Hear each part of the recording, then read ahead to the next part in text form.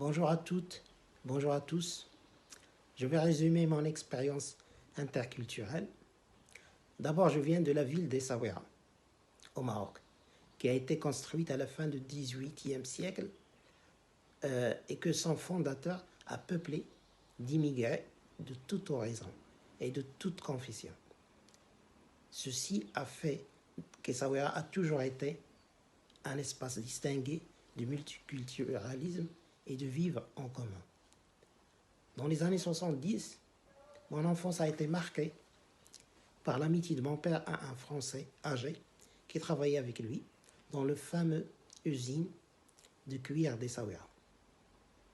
Lui et sa femme âgée nous visitaient beaucoup et nous accueillaient aussi chez eux. Et notre famille nombreuse partait à la campagne 2 samedis après-midi par mois dans 2 voitures, celle de mon père et celle du couple français. Les années 70, c'est aussi les hippies à Essaouira, chez nous, avec Jimi Hendrix en personne, au village de Diabète, à 2 km d'Essaouira. Mais une partie des hippies louaient aussi des chambres ou appartements dans la Médina d'Essaouira, qui représentait à l'époque presque toute la ville. Il n'y avait pas de nouveaux quartiers.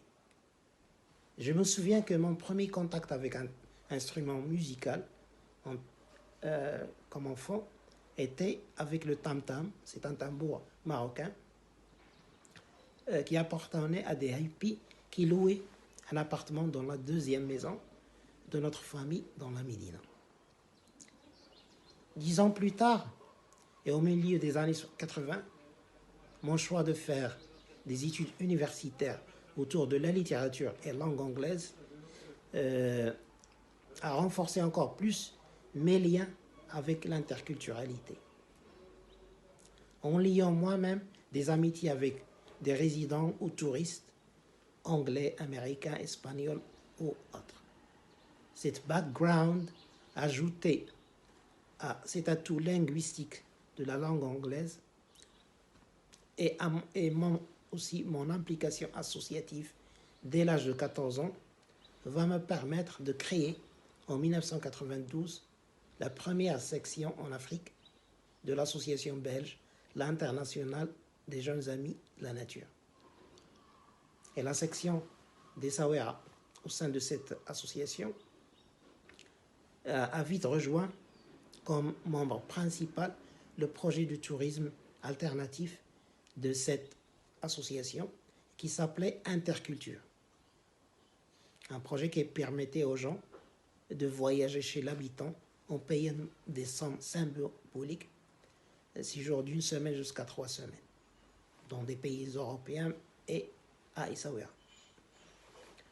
Nos déplacements et 6 jours en Europe dans ce cadre, le cadre des réunions du projet Interculture ou autres séminaires de l'Internationale des jeunes amis de la nature, étaient financés à cette époque-là par le Conseil de l'Europe. Il n'y avait pas l'accord Union européenne-Maroc à cette époque. Mais en novembre 1995, le partenariat Euromed, dit aussi processus du Barcelone, a été institué entre l'Union européenne et 10 autres États riverains de la mer Méditerranée, dans mon pays, le Maroc. Une année après la signature de cet accord, et en décembre 1996, j'ai pu permettre à l'association que j'ai fondée une année plus tôt de faire partie d'un des grands projets associatifs bénéficiant de ce partenariat maroco-européen, et c'était dans le cadre du programme MEDA Démocratie, projet de 4 ans autour des ateliers euro-méditerranéens des initiatives associatives, rassemblant des associations de France, Maroc, Algérie, Tunisie, Liban et de Chypre.